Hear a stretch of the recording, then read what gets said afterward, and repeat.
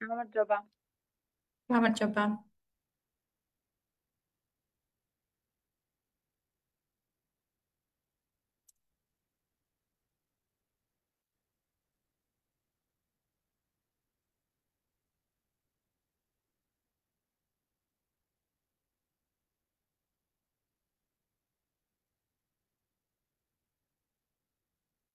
გამარჯობა. გამარჯობა.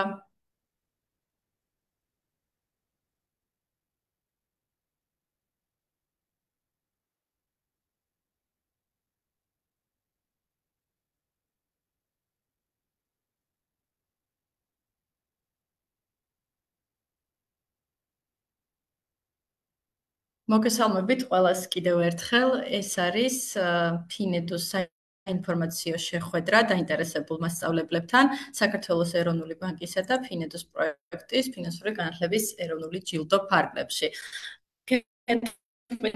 შეხვედრა ამ წუთას პარალელურად მიმდინარეობს როგორც Zoom-ში, ასევე ფინედოს Facebook გვერდის live-ში. შესაბამისად, ეს შეხვედრა იწერება და ჩანაწერი დარჩება მოკლედ ფინედოს სოციალურ არხებში, როგორც არის YouTube და Facebook-ი და ვინც მოგვიანებით შემოგვიერთდებით, მოკლედ შეგიძლიათ რომ ნახოთ კიდეც ეს ჩანაწერი. რამდენიმე წამი კიდევ დაველოდები მონაწილეების შემოსვლას, იმიტომ რომ როგორც Zoom-ში, ასევე live-ში გვიერთდებიან და მე უკვე გავხსნათ ჩვენი საუბარი.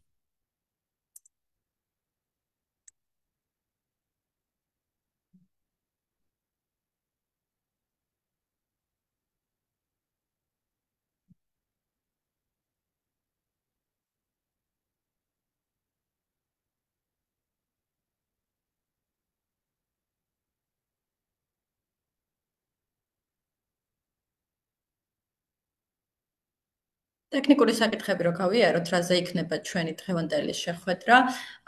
ზოგადად აქ შეიძლება იყოთ ისეთი მასწავლებლები, რომლებსაც ადრეც მიგიღიათ მონაწილეობა ფინედოს პროექტებში და ნაწილი იყოთ სრულიად ახალი მასწავლებლები, რომლებსაც აქამდე ჩვენთან შეხება არ გქონიათ. ამიტომ ზოგადად იმაზეც ვისაუბროთ მოკლედ რა არის ფინანსური განათლება და რატომ არის მნიშვნელოვანი და ეროვნული რას ვაკეთებთ ამ მიმართულებით. შემდეგ დეტალურად განვიხილავთ კონკურსის პირობებს, რაც გვაქვს მოცემული პირობები, ვადები, შეფასების კრიტერიუმები და ასე შემდეგ. და აქვე გვექნება კითხვა-პასუხიც. ანუ კითხვა-პასუხისთვის ცალკე დროც არის გამოყოფილი, თუმცა პროცესში, რა თქმა უნდა, თუ კი გექნებათ შეკითხვები, შეგიძლიათ რომ პარალელურ რეჟიმშიც დასვათ. Zoom-ში შეგიძლიათ რომ ვინც Zoom-იდან ხართ შემოსული, ჩართოთ მიკროფონი და დასვათ თქვენი შეკითხვა, ან მოიწეროთ Zoom-ის ჩატში, ხოლო ვინც Facebook Live-ში გვადევნებთ თვალს, მაშინ Live-ის კომენტარებშივე დაწერეთ თქვენი შეკითხვა და კითხვა-პასუხის დროს გავცემთ ამ კითხვებს პასუხს.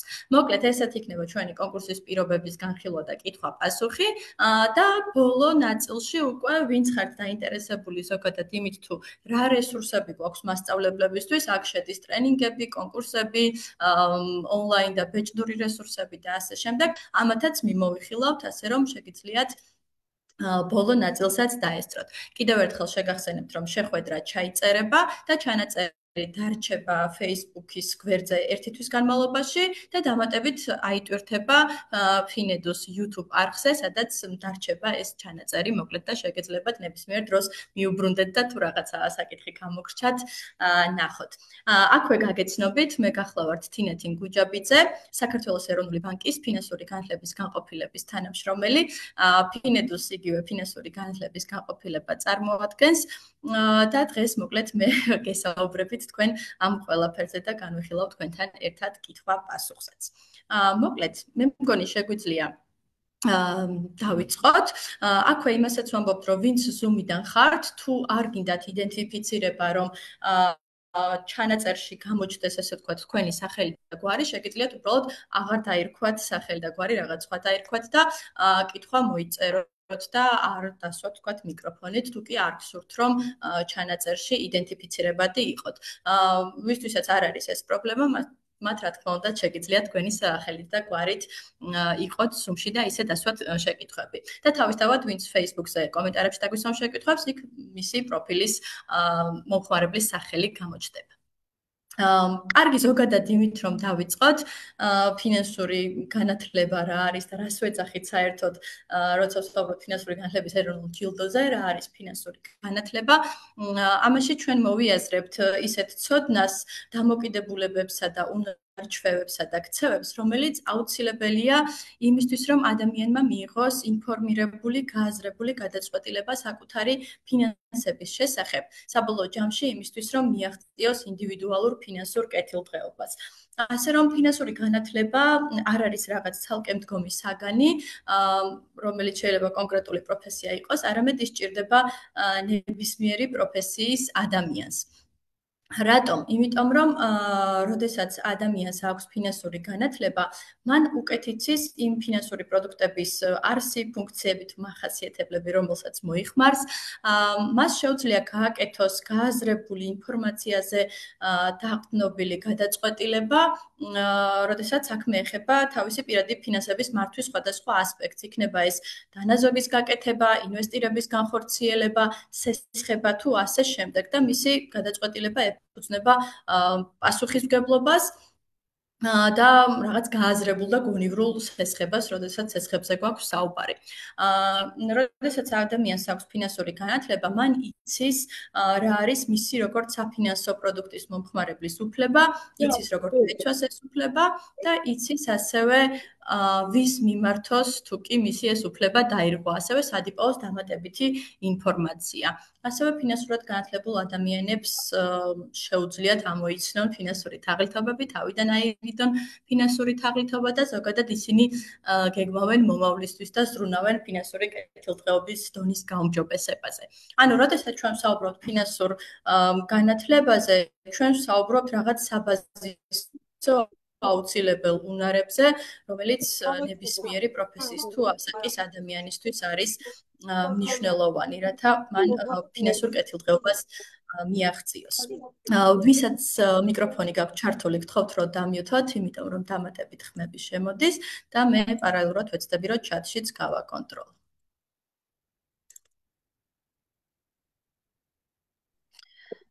და მე ვახსენე რომ ფინანსური განათლება ნებისმიერი ასაკის ადამიანს სჭირდება და აქვე ეკონომიკური განვითარებისა და თანამშრომლობის ორგანიზაცია OECD, რომელსაც აქვს ფინანსური განათლების საერთაშორისო ქსელი, რომელიც ძალიან ბევრ ქვეყანას მოიცავს, რეკომენდაციას იძლევა, რომ ფინანსური განათლება ადრეული ასაკიდანვე სკოლიდან უნდა იწყებოდეს.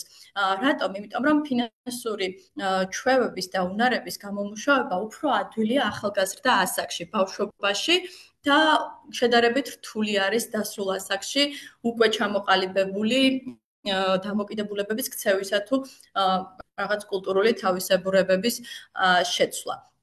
და როდესაც ჩვენ ვსაუბრობთ აი ამ სამ კომპონენტზე, ფინანსური განათლების ცოდნა, ქცევა და დამოკიდებულება, ცოდნა ისეთი ნაწილია, რომლის ამაღლებაც შეიძლება რაღაც ტრენინგის საშუალებით, სწავლების საშუალებით, თუმცა ადამიანის დამოკიდებულებებისა და ჩვევის შეცვლას გაცილებით დიდი დრო შეიძლება დასჭირდეს. ამიტომ მნიშვნელოვანია, რომ ეს ყველაფერი ადრეული ასაკიდანვე დავიწყოთ, რათა როდესაც მოსწავლე დაასრულებს სკოლას და ის იქნება უკვე სრულწლოვანი დამოუკიდებელი პიროვნება, მან უნდა მიაღწიოს ფინანსურ დამოუკიდებლობასაც და ჩვენ ამ სკოლაში ჩადებული რაღაც პატარ-პატარა მარცვლებით ვეცდებით, რომ ის გახდეს პასუხისმგებლიანი მოქალაქე, რომელიც გააზრებულად უყურებს თავის პირად ფინანსებს და გააზრებულად ურთიერთობს საფინანსო ინსტიტუტებთან.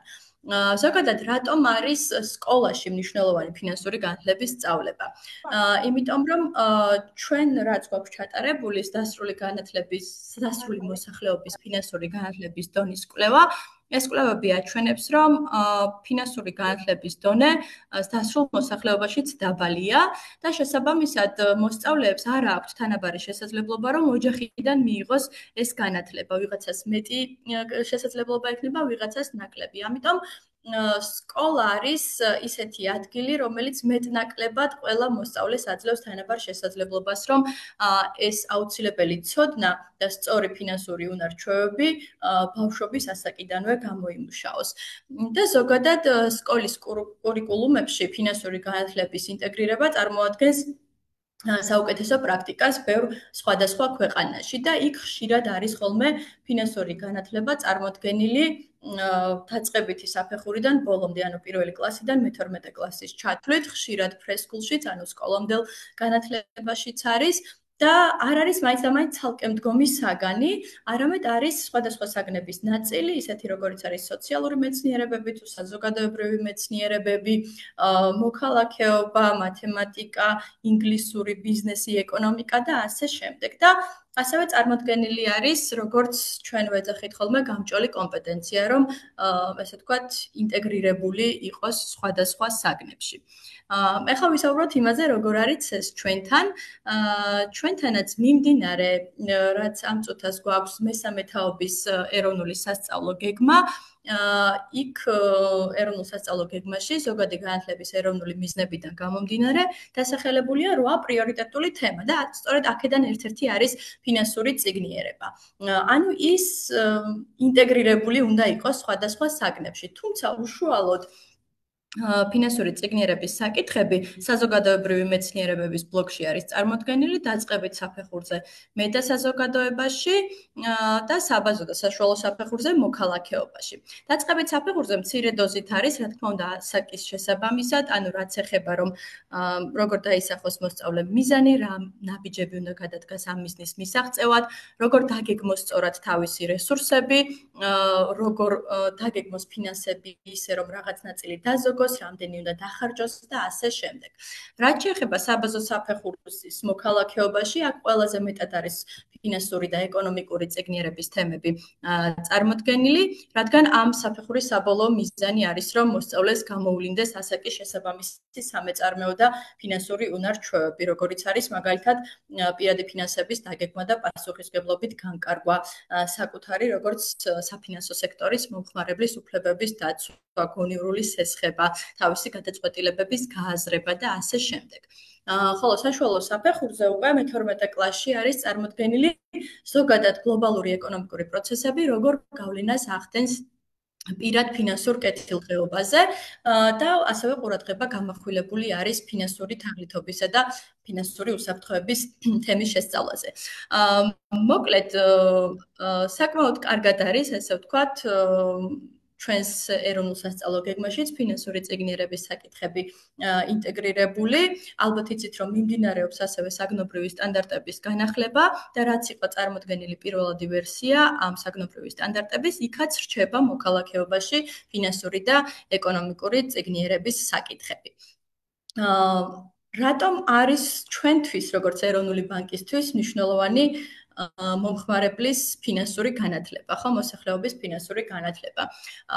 ზოგადად ეროვნული ბანკის ერთ-ერთ უმნიშვნელოვანეს ფუნქციას წარმოადგენს ფინანსური სტაბილურობის უზრუნველყოფა და საფინანსო სექტორის მომხმარებელთა უფლებების დაცვა. ანუ ერთ მხარეს დგას რეგულაციები, რომელიც საფინანსო ორგანიზაციებს აქვს, თუმცა მეორე მხარეს რომელიც თავისთავად იცავს მომხმარებელს, თუ მომხმარებლის უფლებების დაცვაზე ვისაუბრებთ, მაგრამ დაცვის, ესე ვთქვათ, მეორე მხარე, მედლის მეორე მხარე არის განათლება, იმიტომ რომ ინფორმირებული და განათლებული მომხმარებელი არის უფრო მეტად დაცული მომხმარებელი და სწორედ აქ არის ფინანსური განათლების როლი, რომ ადამიანი პასუხისმგებლობით იყოს პასუხისმგებლობით მიიღოს გადაწყვეტილებები და იურთიერთოს საფინანსო სექტორის წარმომადგენლებთან, ჰქონდეს მეტინდობა საფინანსო სექტორის მიმართ, რაც როგორც პირად კეთილდღეობას გააუმჯობესებს, ასევე ფინანსურ სტაბილურობასაც შეუწყობს ხელს.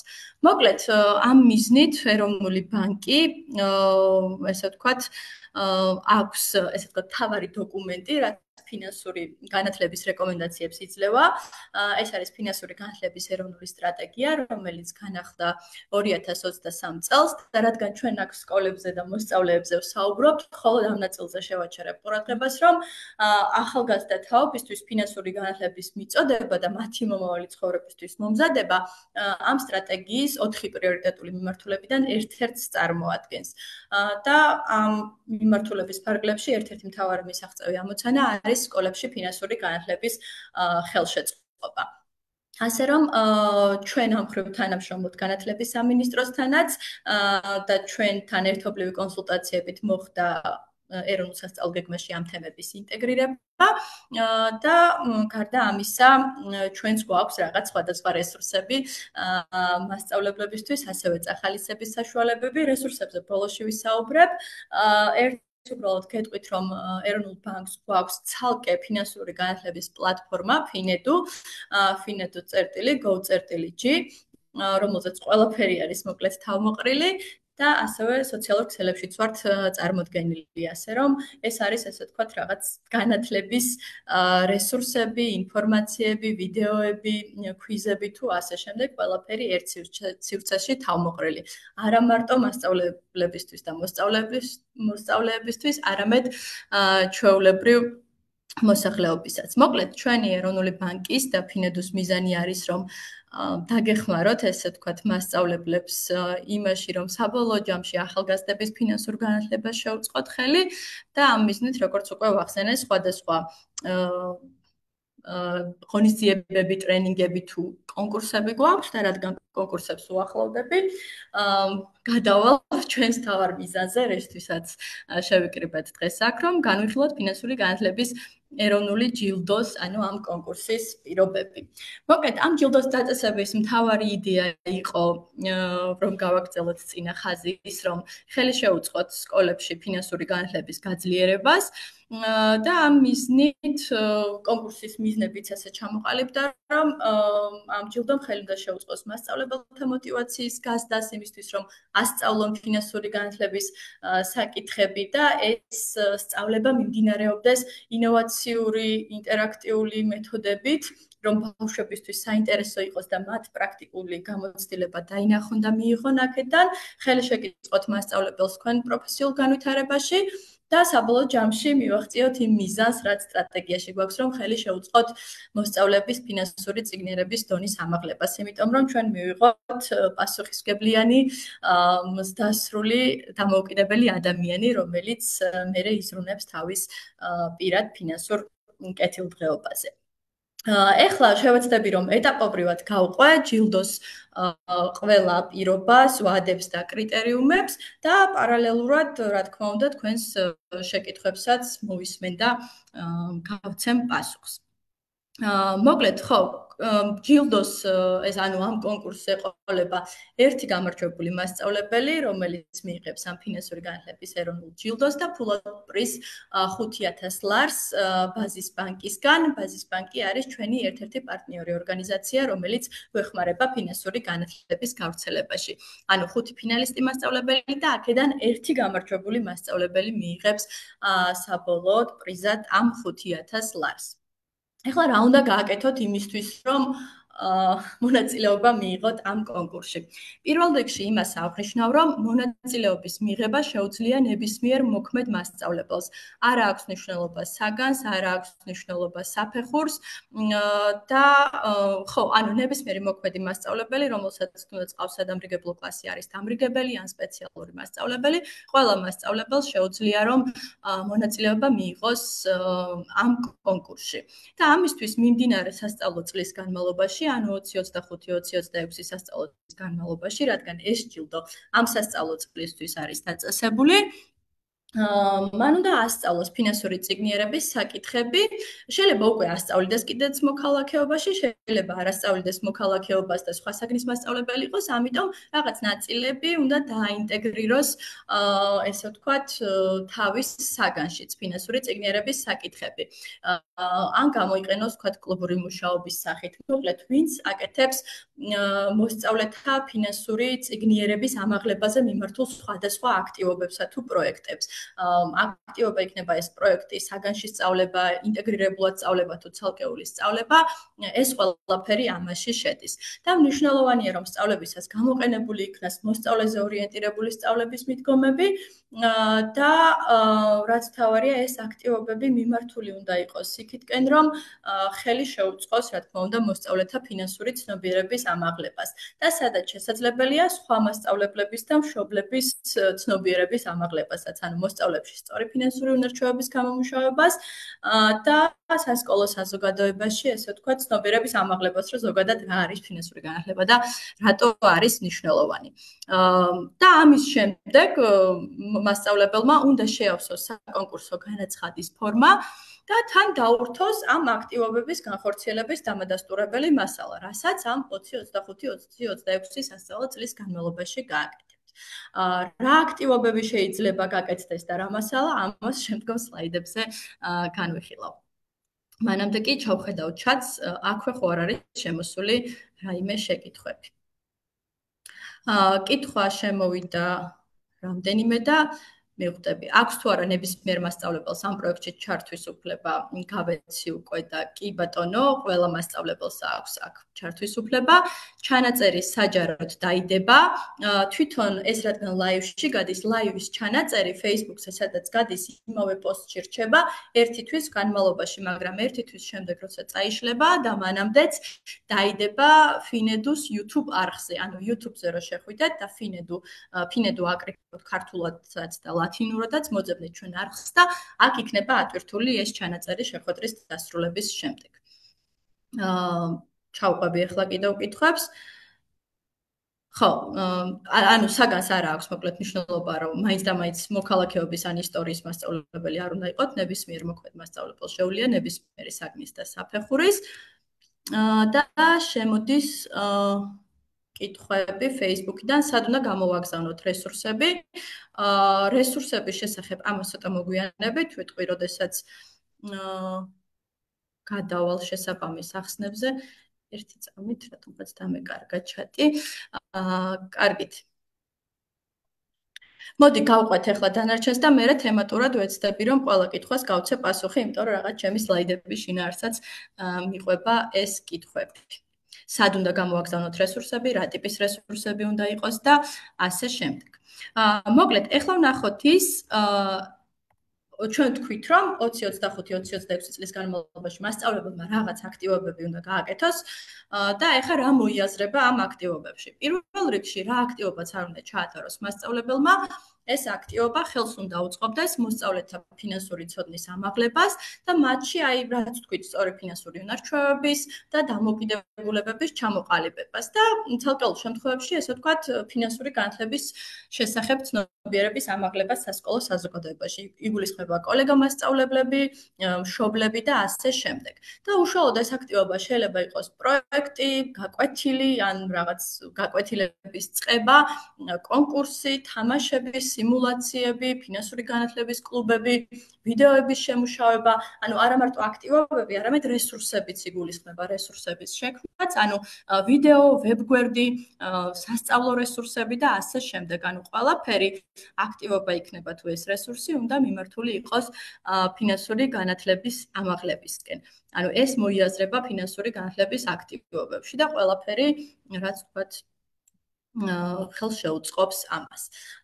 ეხლა რადგან თქვით, როგორ ვავსებთ განაცხადის ფორმას, განაცხადის ფორმა აი აქ არის ერთ-ერთ კითხვაში წინასწარი რეგისტრაცია საჭიროა თუ არა, თუ გამოგზავნის ვადებში პირდაპირ გამოვაგზავნით აქტივობებსო.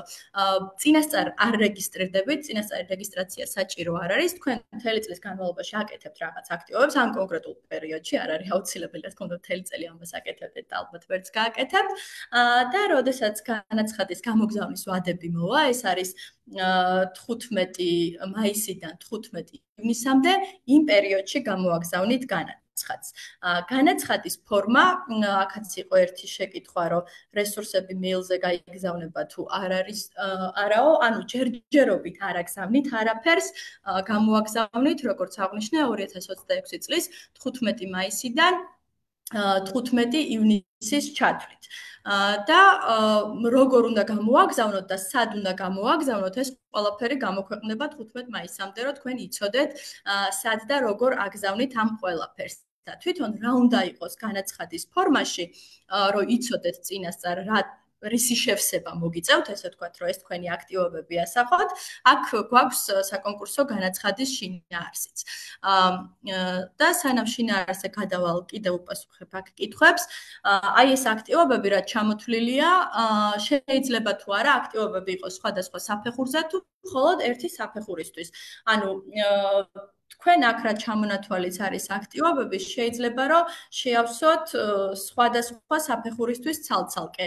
ან თუ თვლით, რომ რაღაც ერთი აქტივობა შეიძლება მოიცავდეს რამდენიმე საფეხურს, ესეც შეგიძლიათ. მოკლედ, არ არის აუცილებელი, რომ ერთი კონკრეტული საფეხურისთვის იყოს, შეგიძლიათ, რომ სხვადასხვა საფეხურისთვის შეავსოთ ცალ-ცალკე, ესე ვთქვათ, იმიტომ რომ რამდენჯერმე შეგიძლიათ რამდენიმე აქტივობა ცალ-ცალკე მიუთითოთ და ასევე თუ თვლით, რომ რაღაცა ისეთი აქტივობა, რომელიც არ ვიცი, შეიძლება სამივე საფეხურიც მოიცვას, მაშინ გაერთიანებულად მიუთითებთ, იმიტომ რომ თითოეული აქტივობის ქვეშ უთითებთ, რომელი საფეხურისთვის გააკეთეთ. კარგი, როგორი ფორმატით ვაგზავნით ინფორმაციას, ესეც გითხარით, რომ შინაარს ახლა განვიხილავთ რა უნდა იყოს ამ განაცხადის ფორმაში და როდესაც დაიდება ფორმა, მე უკვე გამოვაგზავნით შესაბამისად. ვინც ვახორციელებთ უკვე აქტივობებს, ანუ ჩატარებული გვაქვს სექტემბერ-ოქტომბერში, იმ აქტივობების მასალად შეიძლება გამოვაგზავნოთ. კი, აუცილებლად ეს კონკურსი გამოქვეყნდა წელს, ანუ 2025 წლის 9 სექტემბერს, შესაბამისად, ამ ეტაპიდან რა აქტივობებსაც ახორციელებდით 9 სექტემბრიდან, საჯარო სკოლებში 15 სექტემბრიდან, ეს აქტივობების თუ რესურსების მასალად შეგიძლიათ რომ გამოგვიგზავნოთ, რადგან აქ წინასწარი რეგისტრაცია არ იყო საჭირო და წელს რა აქტივობებიც გექნებათ გაკეთებული, ყველაფრის გამოგზავნა შეგიძლიათ. კი ბატონო, კიდევ კითხვა, როდის იწყება რეგისტრაცია? ამაზეც უპასუხე, რომ რეგისტრაცია არ არის საჭირო, უკვე ახორციელებთ, როდესაც გინდათ და 15 მაისიდან აგზავნით მერე განაცხადებს.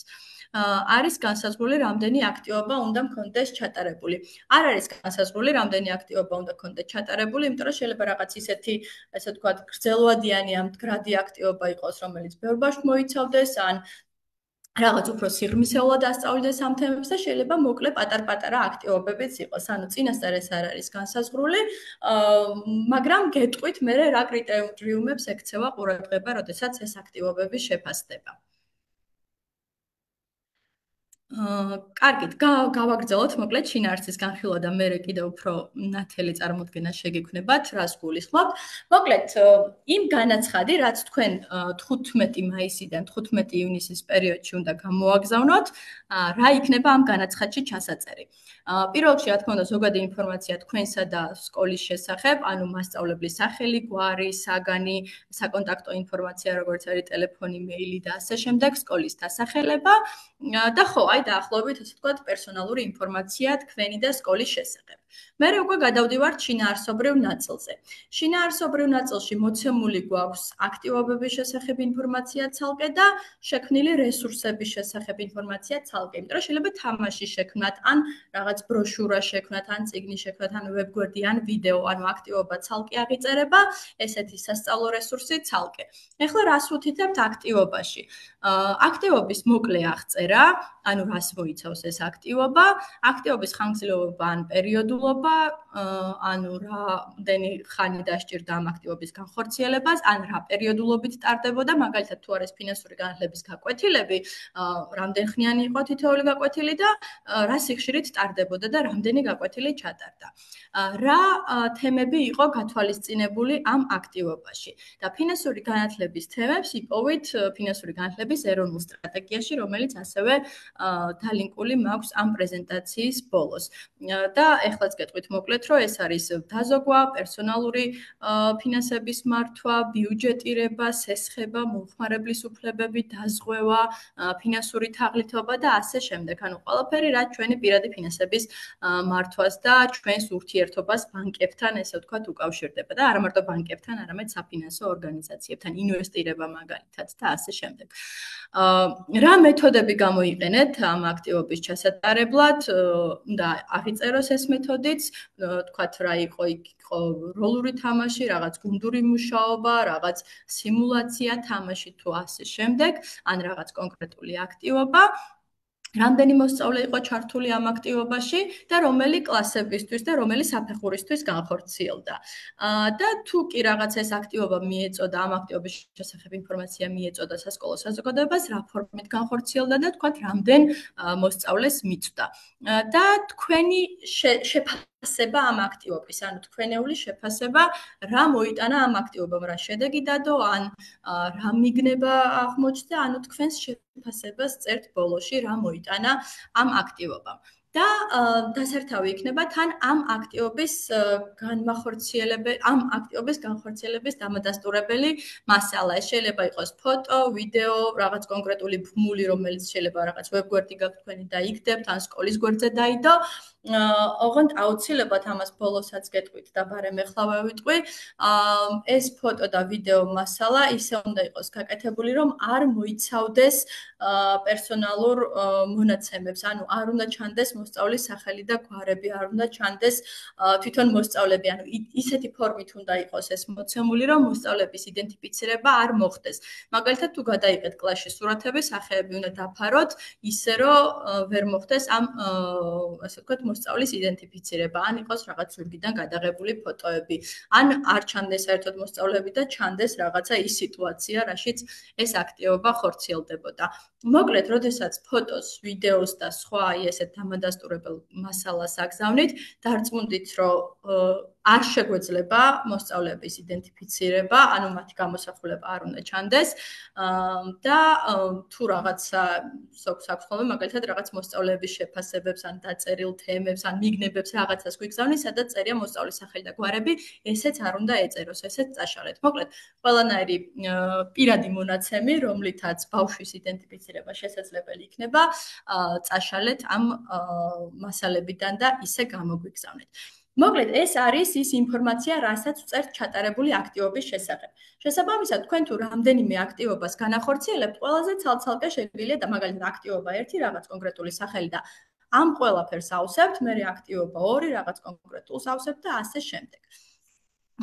ეხლა ვნახოთ რესურსებზე რა გვაქვს შესავსები.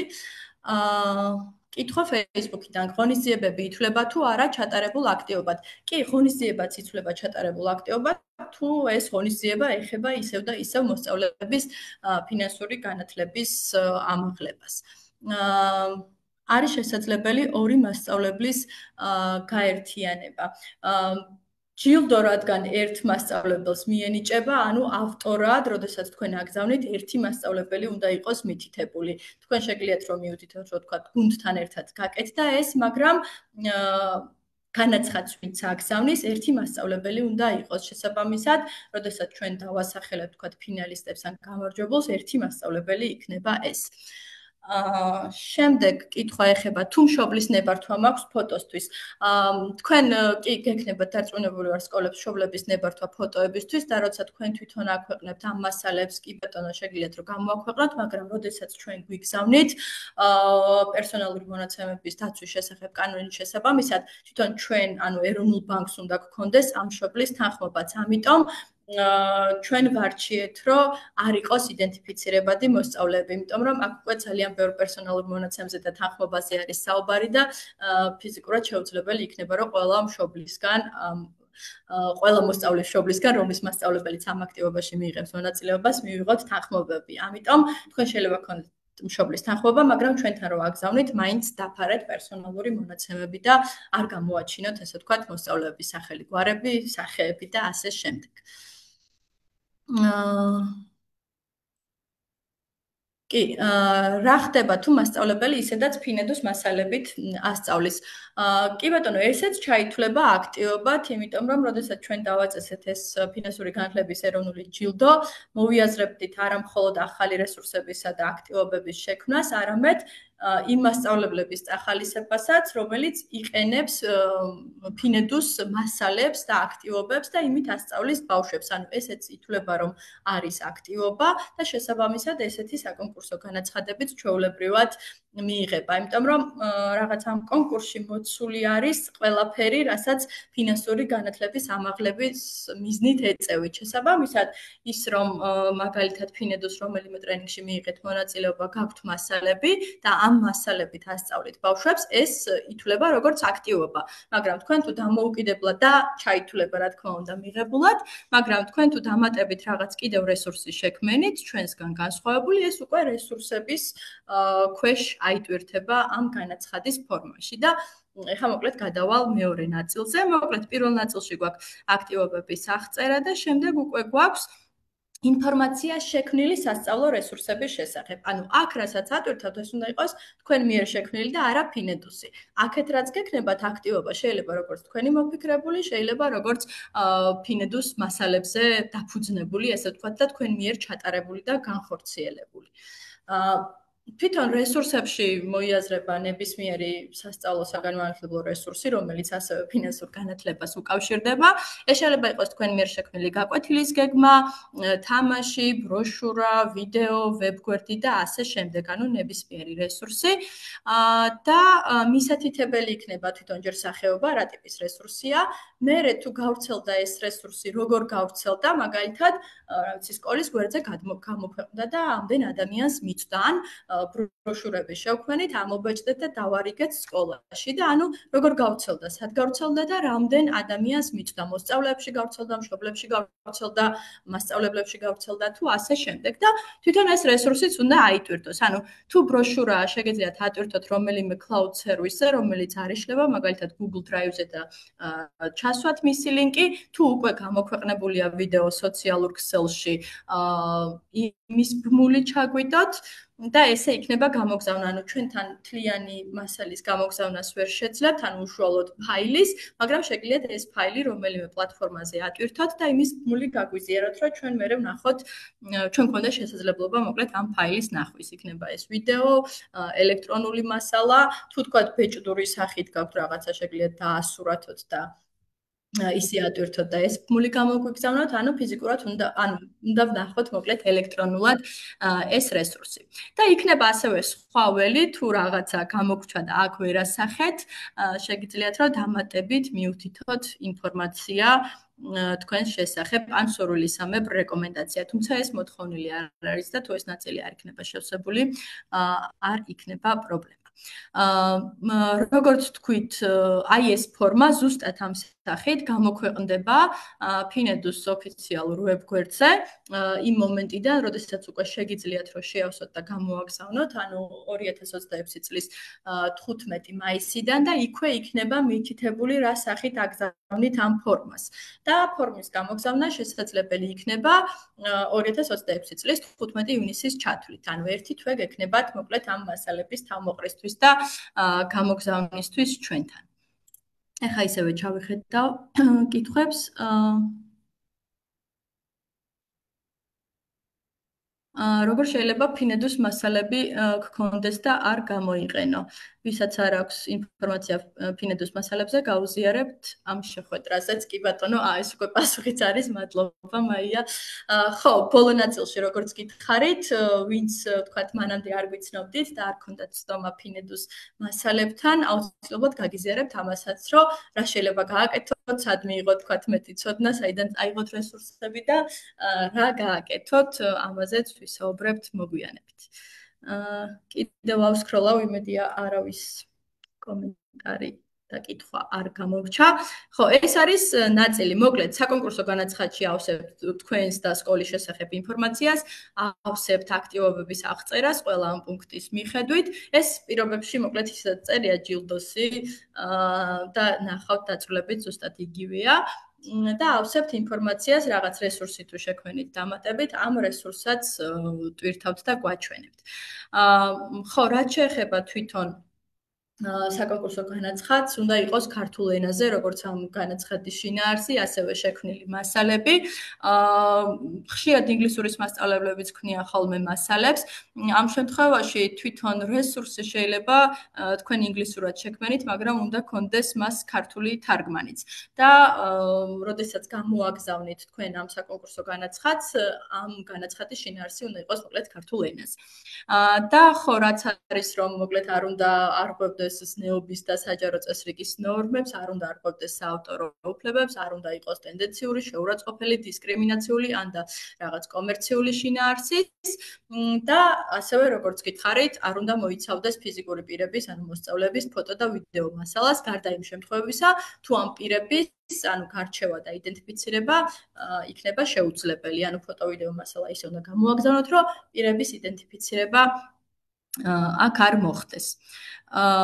და ეხლა როგორ ვაფასებთ ამ ყველაფერს? მოკლედ შეფასდება ამ 5 კრიტერიუმის მიხედვით. პირველი არის სწავლების მოსალოდნელი გავლენა. ანუ აქ იგულისხმება ის, რომ თუ როგორ შეუწყობს ეს აქტივობა თუ რესურსი მოსწავლეებში სწორი ფინანსური უნარების, ჩვევებისა და დამოკიდებულებების ჩამოყალიბებას, რომ მოკლედ ამ ყველაფრისკენ უნდა იყოს მიმართული და ამის მიხედვით შეფასდება. მეორე კრიტერიუმი არის თვითონ მეთოდები, რაცაც იყენებს სწავლების პროცესში და ყურადღება მიექცევა, რამდენად ინტერაქციულია ეს მეთოდები, რამდენად კრეატიულია, რამდენად ინოვაციურია, რამდენად ხელს უწყობს მოსწავლეების ინტერესით ჩართულობას. შეფასდება ასევე სამომავლო პერსპექტივა, ანუ რამდენად განგრძობითი და მდგრადი არის ეს სწავლების ინიციატივა, ანუ ის პროექტი, ან ის გაკვეთილები, ან ის რაც გააკეთეთ, რამდენად მდგრადი არის სამომავლოდ. ერთ-ერთი კრიტერიუმია ასევე მასშტაბურობა და გავლენა, ანუ ის რაც შექმნით და გააკეთეთ, რამდენად გავრცელდა, ან შეიძლება იმ დროს არ გავრცელდა, მაგრამ ისე კარგად არის აღწერილი ეს გეგმები, რომ მომავალში სხვა მასწავლებლებმაც შეუძლიათ, რომ გამოიყენონ, მაგალითად ჩვენ ავტვირთავთ ამ ყველაფერს ფინედუზე და ისე დეტალურად არის აღწერილი რაღაცა, რომ სხვა მასწავლებლებსაც შეუძლიათ გამოყენება. ანუ ეს ითვლება ამ მასშტაბურობად და გავლენად და თვითონ რასაც წარმოადგენთ იმის ხარისხი, ანუ ამ ყველაფერს რასაც იშრომებთ და გააკეთებთ, ყველაფერი უნდა იყოს ძალიან ნათლად და გასაგებად წარმოჩენილი. მოკლედ ეს არის ის 5 კრიტერიუმი, რის მიხედვითაც შეფასდება ეს თქვენი საკონკურსო განაცხადი და გამოვლინდებიან ფინალისტები და გამოვლინდება გამარჯვებული. ამ მასალებზე, როგორც გითხარით, წეგანაც ვახსენე, რომ აიტვირთება Finedu.com, ანუ საკუთრების უფლება გადაეცემა საქართველოს ეროვნულ ბანკსა და Finedus და შესაძლებელია გამოქვეყნდეს ჩვენს ვებგვერდზე და სოციალურ არხებში, რომ საჯაროდ ხელმისაწვდომი გახდეს ყველა პირისთვის, თუმცა აუცილებლად მითითებული იქნება ავტორი, ანუ თქვენი ავტორობით იქნება ეს ყველაფერი. და ბოლოს ვადებსაც შევეხოთ 9 სექტემბერს გამოქვეყნდა კონკურსი, ამიტომ ამ აქტივობების განხორციელება უკვე შეგიძლიათ 15 ივნისის ჩათვლით, თუმცა განაცხადების მიღება დაიწყება 15 მაისიდან 15 ივნისის ჩათვლით იქნება შესაძლებელი და მოკლედ 5 ფინალისტი გამოვლინდება 1 სექტემბერს და აქედან ერთი გამარჯვებული დასახელდება 2026 წლის 9 სექტემბერს, ვინც გახდება ფინანსური განათლების პირველი ეროვნული ჯილდოს მფლობელი და 5000 ლარიანი პრიზის მფლობელი.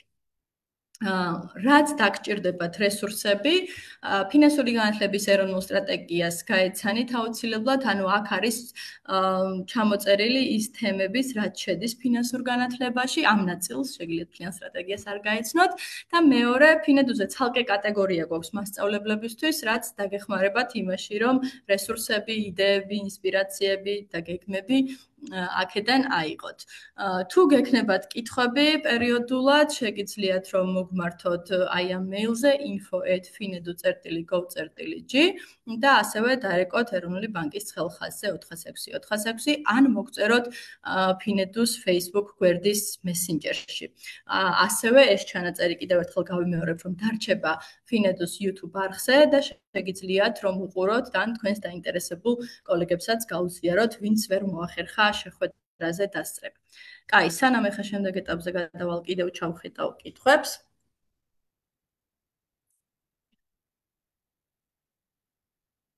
ხომ შეიძლება მშობლები მოვიაზრო ფოკუს ჯგუფადაც. კი ბატონო, ანუ მთავარი აქცენტი უნდა იყოს მოსწავლეებზე, თუმცა შეგიძლიათ რომ მშობლებიც იყვნენ და ესეც ესე ვთქვათ დამატებითი კრიტერიუმი არის, რომ თქვენ რაღაცა მოსწავლეებისთვის გააკეთეთ და რაღაც მშობლებისთვისაც გააკეთეთ. ანუ სასკოლო საზოგადოებაზეც გახვედით და მათზეც მოახდინეთ ან ცნობიერების ამაღლება, ან რაღაც ცოდნის გადაცემა, ასე რომ შეგიძლიათ მშობლებიც იყოს, თუმცა მთავარი აქცენტი არის მოსწავლეების ფინანსური განათლების ხელშეწყობაზე.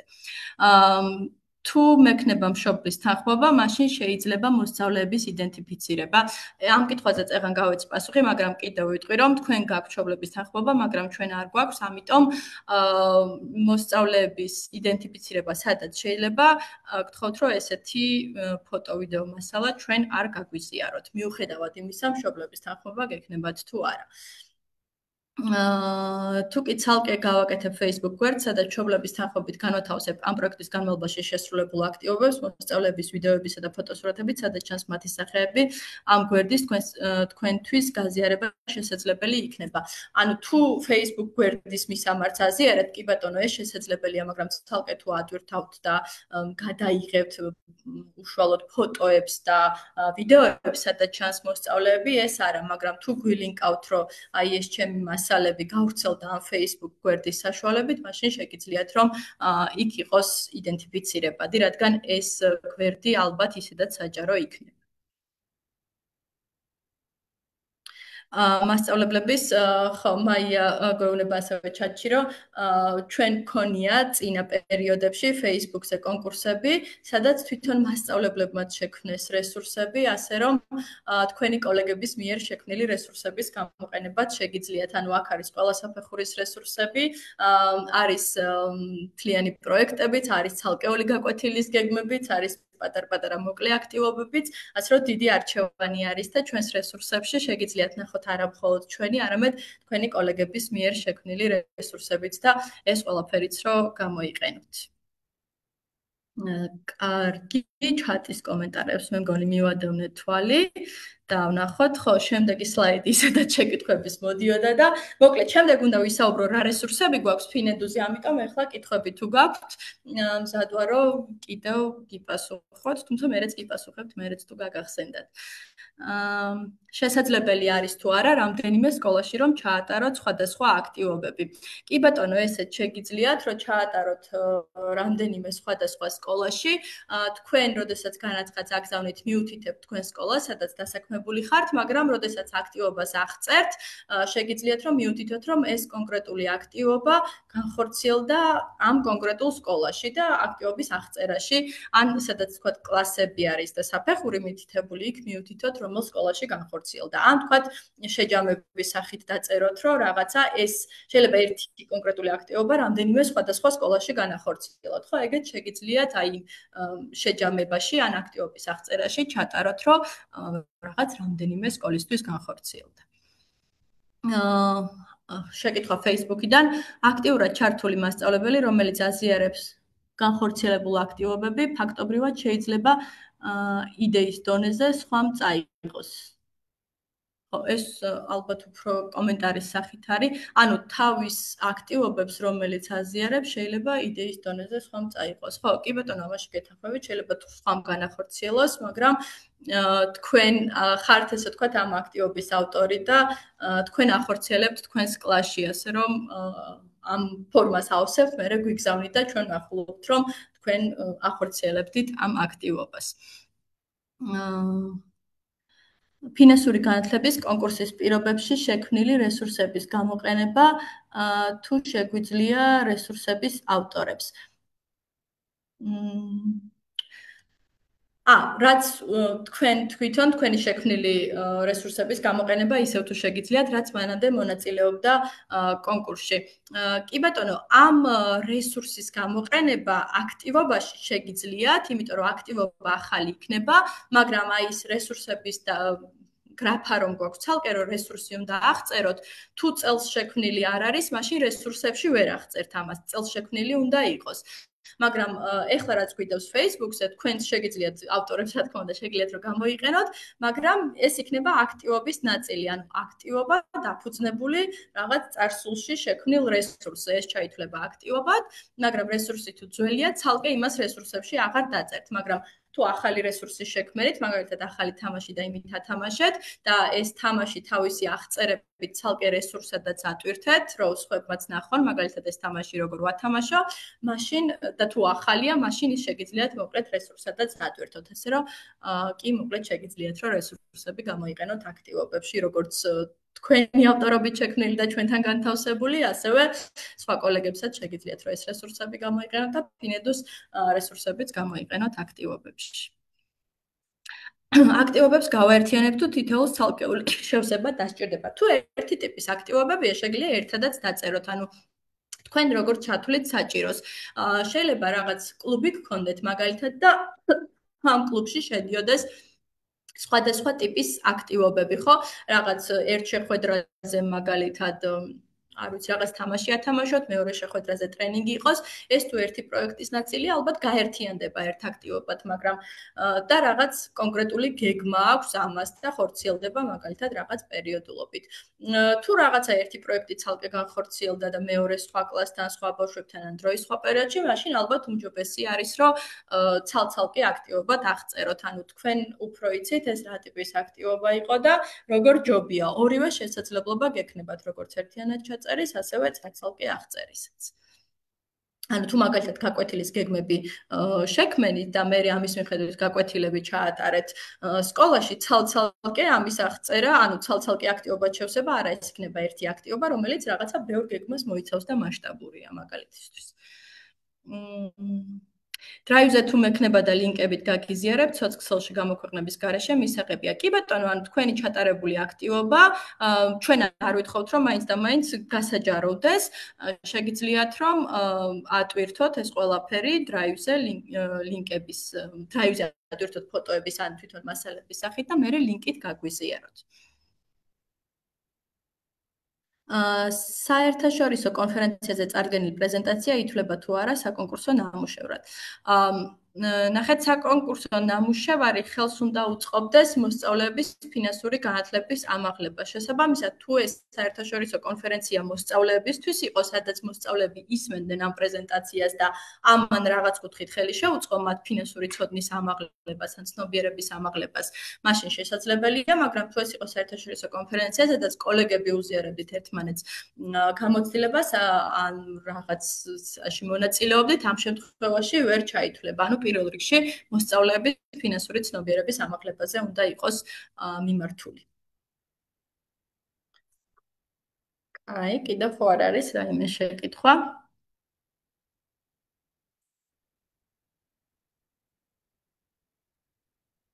კარგი, ჩაგვიძლია მაშინ გადავიდეთ Pinedus რესურსებზე, ვისაც გაინტერესებს რა შესაძლებლობებს თავაზობთ მასწავლებელს და რომელსაც ალბათ ამ ჯილდოს კონკურსში მონაწილეობის ფარგლებში შეგიძლიათ რომ გამოიყენოთ, ნელ-ნელა მივყვებით და თუ მოკლედ კითხვები გაგიჩნდებათ, მზად ვარ რომ ვუპასუხო. კარგი, ჩვენი რესურსები მასწავლებლებისთვის. მოკლედ, ჩვენ გვაქვს ძალიან მრავალფეროვანი რესურსები მასწავლებლებისთვის, რესურსები და შესაძლებლობები, ასე ვიტყვი, იმიტომ რომ აქ არის ტრენინგები, აქ არის კონკურსები და აქ არის უშუალოდ რაღაც შექმნილი საგანმანათლებლო მასალები. პირველ რიგში ჩვენ გვაქვს ტრენინგები, ერთ-ერთი არის ფინანსური და ეკონომიკური წიგნიერება სკოლებში, რომელიც აგებული არის საბაზო საფეხურის მოქალაქეობაში, ანუ მე-7 და მე-9 კლასში ინტეგრირებულ ფინანსურ და ეკონომიკურ საკითხებზე, ანუ ამას მიყვება. ძირითადად მოქალაქეობის მასწავლებლებზეა განკუთვნილი, მაგრამ სხვა საგნის მასწავლებლებსაც შეუძლიათ დარეგისტრირება, ვისაც ეს თემები აინტერესებს და უნდა თავის საგანში დაინტეგრირება ან ცალკე კლუბის სახით სწავლება. მოკლედ, ეს ტრენინგი არის 5 დღიანი, ჯამში 18 საათი, ტარდება ორნაირ ფორმატში, ონლაინ ან პირისპირ და რეგისტრაცია ცხადდება Finedus-ზე, ანუ Finedus ვებგვერდზე სიახლეებში იდება სარეგისტრაციო ფორმა და ასევე ზიარდება Pinedus Facebook გვერდზე. ზოგადად ყველა ჩვენი კონკურსი იქნება ტრენინგი თუ ღონისძიება, აუცილებლად შეგხვდებათ Pinedus-ზე ღონისძიებების და სიახლეების გვერდზე და იქიდან ზიარდება Facebook-ზეც, ასე რომ რო არ გამოგრჩეთ, თუ აქამდე არ ქონდეთ დალაიქებული Pinedus Facebook გვერდი, მოკლედ დალაიქეთ და აქ ამოგიხდებათ ყველანაირი სიახლე, რაც ჩვენთან არის. და ამ ტრენინგის ფარგლებში მასწავლებლებს ცოდნასთან ერთად გადაეცემათ სერტიფიკატები და სასწავლო მასალებიც, ანუ უშუალოდ ის სახელმძღვანელოები, ვინც ონლაინ რეგისტრირდება, ონლაინ გადაეცემა, ვინც ფიზიკურად მოდის, ფიზიკურად გადაეცემა ეს სახელმძღვანელოები და გარდა ამისა, ელექტრონულად ეგზავნება ის რესურსები, რაც შეიძლება რომ კლასში გამოიყენოს, იქნება ეს სავარჯიშოები, ამოსაბეჭდი ბარათები თუ აქტივობები, რაც მას კლასში გამოადგება. მე მგონი ამ ტრენინგზეა შეკითხვა, როდის დაიწყება რეგისტრაცია.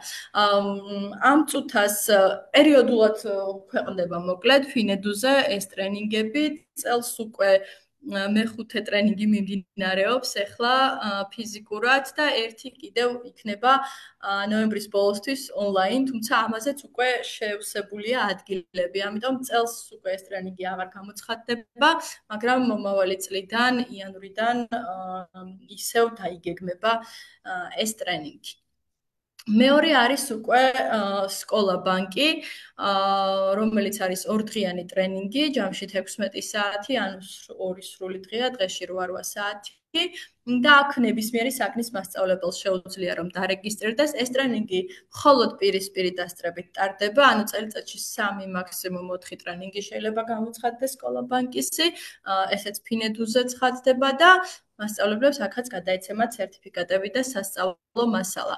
ანუ ეს ტრენინგი არის 15 გაკვეთილი და 15 გაკვეთილი აგებულია, ესე ვთქვათ, წუთობრივად, მოცემულია ყველანაირი ინსტრუქცია მასწავლებელმა რა უნდა გააკეთოს, როგორ უნდა ჩაატაროს და ჩვენ ამ 2 დღის განმავლობაში ყველა თემას და ყველა სწავლების აქტიურ მეთოდს გავდივართ. ხო, კითხვა არის კიდევ მიენიჭება თუ არა უპირატესობა ტრენინგს ვინც გაივლის, ანუ მხოლოდ ვინც ტრენინგს გაივლის იმას არ მიენიჭება უპირატესობა, უბრალოდ ტრენინგის გავლა გეხმარებათ იმაში, რომ მერე ეს გაკვეთილები ბავშვებთან ჩაატაროს. ამიტომ თუ რაღაც მხოლოდ ტრენინგი აქვს მასწავლებელს გავვლილი, მარტო ამიტომ არ მიენიჭება უპირატესობა. მთავარია მან ეს მერე სკოლაში მიიტანოს და ჩაატაროს სკოლაში. ამიტომ ტრენინგი უბრალოდ გეხმარებათ იმაში, რომ ეს გაკვეთილები თუ აქტივობები განახორციელოთ სკოლაში. და მასალები, რასაც გადმოგცემთ. თუმცა ეს მასალები ისედაც ატვირთულია Pinedus-ზე და ტრენინგის გავლის გარეშეც შეგიძლიათ რომ გამოიყენოთ, იმიტომ რომ უბრალოდ ხელმისაწვდომია და საჯარო არის ყველასთვის. ასევე გვაქვს ეს მასწავლებლების ძალიან საყვარელი პროექტი მოიწვია Pinedus კლასში, რაც გულისხმობს Pinedus დესპანების ვიზიტებს სკოლებში. Pinedus დესპანები ვართ, რა თქმა უნდა, თვითონ Pinedus გუნდის წარმომადგენლები, საქართველოს ეროვნული ბანკის სხვადასხვა დეპარტამენტების თანამშრომლები და ჩვენი პარტნიორი კომერციული ბანკების თანამშრომლები, რომლებიც 1 2 გაკვეთილის ფარგლებში ვეწვევით წინასწარ დარეგისტრირებულ სკოლებს. აქაც რეგისტრაცია ცხადდება Pinedus-ზე, რეგისტრირდებიან სკოლები და მე უკვე დარეგისტრირებულ სკოლებში ჩვენი რესურსის გათვალისწინებით მივდივართ. და ეს ხდება ხოლმე ტრადიციულად წელიწადში 2-ჯერ, ანუ მარტში ფულის გლობალური კვირეულის ფარგლებში და ოქტომბერში დაზოგვის მსოფლიო დღის ფარგლებში.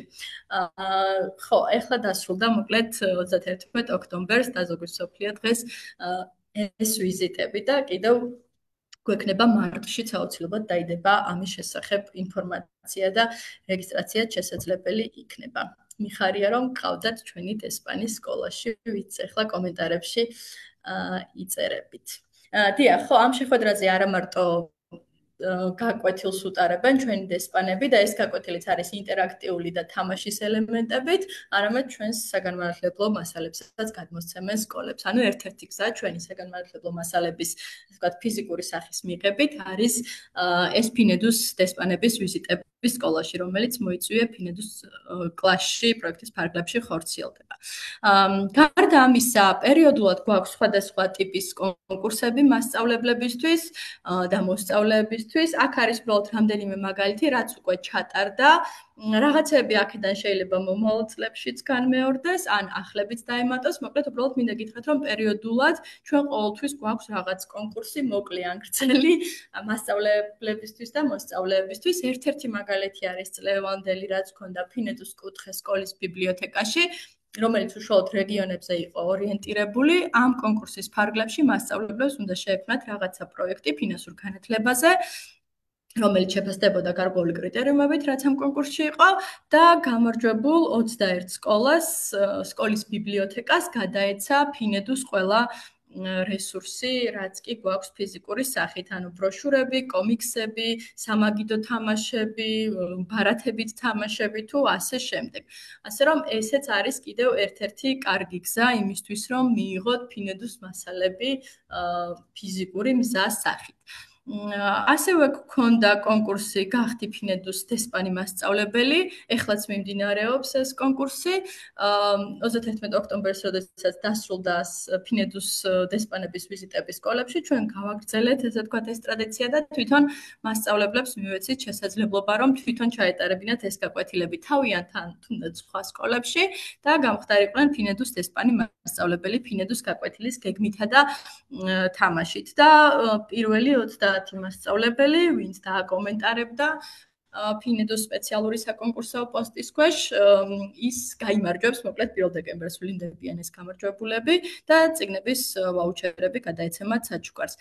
ასევე გქონდა წელს კონკურსი ახალგაზრდობის საერთაშორისო დღისთვის გამოცხადებული ახალგაზრდები ახალგაზრდებისთვის, სადაც მოსწავლეებსაც შეეძლოთ, რომ შეექმნათ გარკვეული პროექტი ისევ მოსწავლეებისთვის ან ახალგაზრდებისთვის და მასწავლებელსაც შეეძლო, რომ ყოფილიყო ამ გუნდის მენტორი, ანუ გუნდური კონკურსი იყო ეს და დაჯილდოვდნენ ისინიც ფულადი პრიზებით ამ კონკურსში გამარჯვებულები. მოკლედ, პერიოდულად აქ უბრალოდ რამდენიმე მაგალითი მოვიყვანე ესეთი კონკურსების, გვაქვს ესეთი კონკურსები, რომელთა დიდი ნაწილი ხშირად არის ორიენტირებული მოსწავლეებზე და მასწავლებლებზე და შეგიძლიათ ესეც ნახოთ ფინედუს გვერდზე. Facebook-შიც დადებითად გვეხმაურებიან დესპანის სტუმრობასა და თამაშის სწავლებასთან დაკავშირებით და ძალიან მიხარია ეს ამბები და ძალიან დიდი მადლობა სკოლებს მასპინძლობისთვის და ინტერესისთვის და იმისთვის, რომ მოგვიწვიეთ სკოლაში და მე პირადად ჩემს სკოლებს, სადაც ვიყავი, ვუხდი ძალიან დიდ მადლობას, ძალიან კარგი გამოცდილება იყო ბავშვებთან ამ გაკვეთილების ჩატარება. ხო, ეს რესურსები მოკლედ რაც ჩვენ გვაქვს, უკვე ვახსენე რომ ფინედუზე როცა შემოხვალთ finedu.go/g სპეციალური კატეგორია არის მასწავლებლებისთვის და აქ არის ატვირთული ყველაფერი და რეები არის, ახლა მაგასაც გეტყვით. და გარდა ამისა გვაქვს ფინედუს Facebook ჯგუფი მასწავლებლებისთვის, რომელსაც ქვია ფინედუს სამასწავლებლო. თუ არ ხართ გაწევრიანებული, შეგიძლიათ მოძებნოთ Facebook-ზე ფინედუს სამასწავლებლო და გაწევრიანდით, ან აქ ეს QR-ი დაასკანიროთ და პირდაპირ გადახვალთ და გაწევრიანდეთ და როდესაც რაიმე იდება მასწავლებლებისთვის ან მოსწავლეებისთვის, აუცილებლად ვაზიარებთ ამ ჯგუფში და ჯგუფის წევრები მოკლედ მალევე ნახულობენ ამ ინფორმაციას, ასე რომ გაწევრიანდით და თქვენი კოლეგებიც გააწევრიანეთ ამ ჯგუფში. და ეხლა რა რესურსი ბმული რომ გაგიზიაროთ აქვე ძალიან კარგი მიგნება, ეხლავე ჩაგიგდებთ, ან მაიას ვთხოვ რომ ჩააგდოს ჩატში ეს ბმული.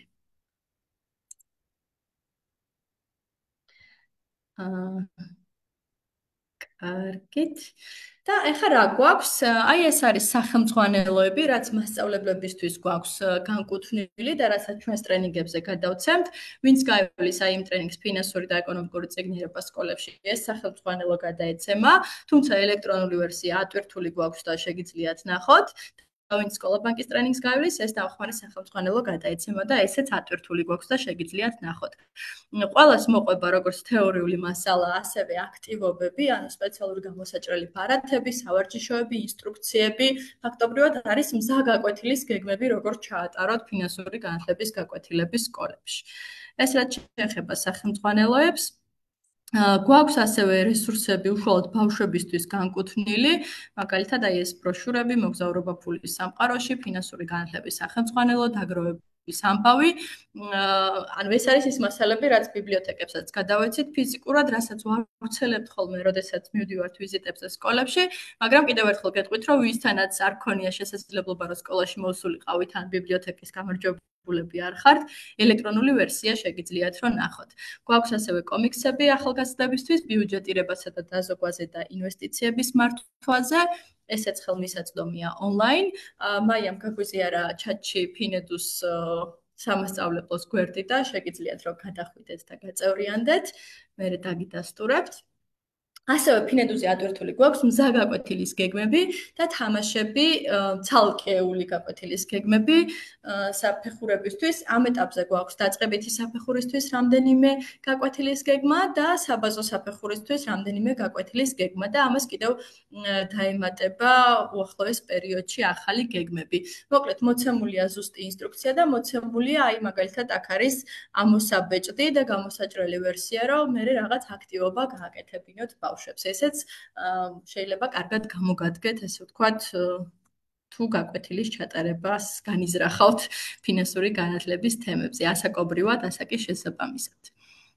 ხო, აქვე იმას აღნიშნავ, რომ აი ეს სახელმძღვანელოები განკუთვნილია მე-7-მე-9 კლასისთვის და სკოლაბანკიც მე-7-მე-9-ისთვის. მიათეშით შეიძლება პრინციპში გამოყენება. და ასევე გვაქვს როგორც გითხარით, თქვენი კოლეგების მიერ შექმნილი რესურსები, თუმცა აქ არ მაქვს გამოტანილი, მაგრამ ამასაც ნახავთ მასწავლებლების სექციაში, რომ გადახვალთ, ყველა ეს რესურსი ერთად არის თავმოყრილი და ასევე გვაქვს მზა ვიდეო გაკვეთილები 10 წუთიანი საშუალოდ სხვადასხვა საკვანძო თემებზე, მაგალითად, გადასახადებზე, საფინანსო ორგანიზაციებზე, საბანკო დეპოზიტებზე, დაზღვევაზე, ფინანსურ თაღლითობაზე და ასე შემდეგ, სადაც თქვენთვის ნაცნობ ან უცნობ კოლეგებს ნახავთ, მოკლედ მასწავლებლების მიერ არის ჩაწერილი ეს ვიდეოები და ამ ვიდეოების გამოყენებაც შეგიძლიათ გაკვეთილების პროცესში.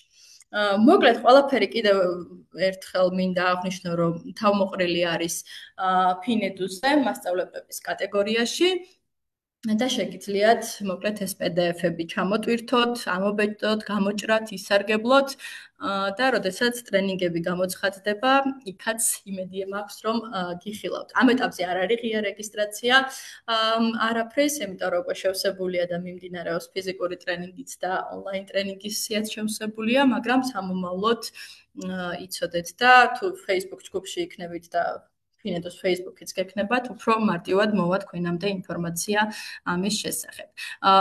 ხო, ნინოს კითხვა არის, ტრენინგი ფასიანია თუ არა? კარგი კითხვა, იმიტომ რომ დამავიწყდა აღმენიშნა, რომ ყველა ჩვენი რესურსი, იქნება ეს ტრენინგი თუ რესურსი, არის უფასო და აბსოლუტურად ხელმისაწვდომი ყველასთვის. ანუ ტრენინგის დროს არაფერს არ იხდით.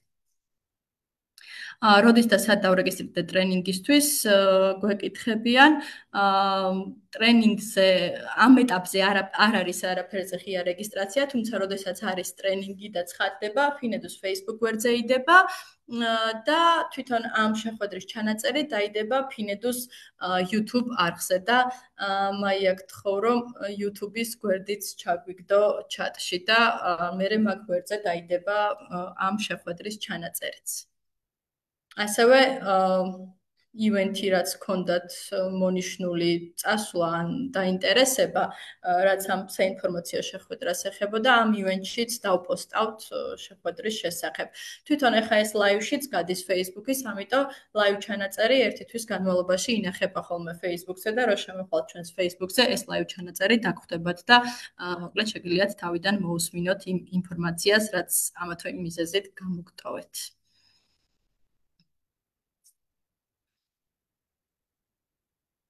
ხო, ტრენინგები ცოტა ადრე იწყება, მაგ დროს ან სკოლაში ვართ, ან გზაში. ხო, მეორე ცვლის მასწავლებლებისთვის შეიძლება ცოტა მოუხერხებელია, თუმცა ვცდილობთ ასევე არდადეგების პერიოდშიც გამოვაცხადოთ ტრენინგები, როდესაც სკოლა არ არის და ნაწილი მასწავლებლები ზუსტად ამ დროს რეგისტრირდება ხოლმე. როდესაც სამუშაო დღეებშია, მაშინ ფიზიკური ტრენინგები ახლა მაგალითად 4:30-ზე იწყება. კარგი, სულ ეს იყო, რაც მინდოდა მეთქვა ჩვენს მასალებზე და ფინანსური განათლების ეროვნულ ჯილდოზე. მინდა ყველას წარმატებები გისურვოთ. თქვენ ხართ ის ადამიანები, რომლებიც გვეხმარებიან, რომ ჩვენი მასალები და ფინანსური განათლება ჩვენს მომავალ თაობამდე მივიტანოთ და დავეხმაროთ მოსწავლეებს ამ სწორი ფინანსური უნარ-ჩვევების გაზიარებაში.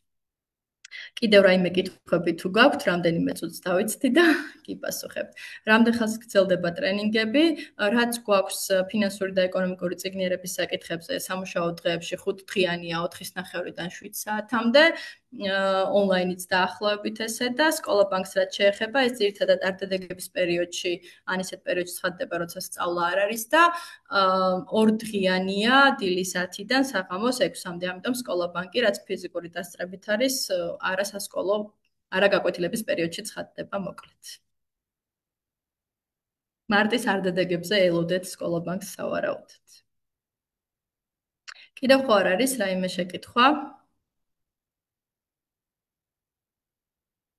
მე მგონი აღარ. მაშინ დაგემშვიდობებით, მოკლედ. დიდი მადლობა. შეგახსენეთ, რომ ჩანაწერი დარჩება ლაივის ადგილას, სადაც ეს ლაივი მიმდინარეობდა ფინედუს Facebook გვერდზე ერთი თვის განმავლობაში და ასევე დაიდება YouTube არხზე. მოკლედ, წარმატებებს გისურვებთ და დაგემშვიდობებით. დიდი მადლობა.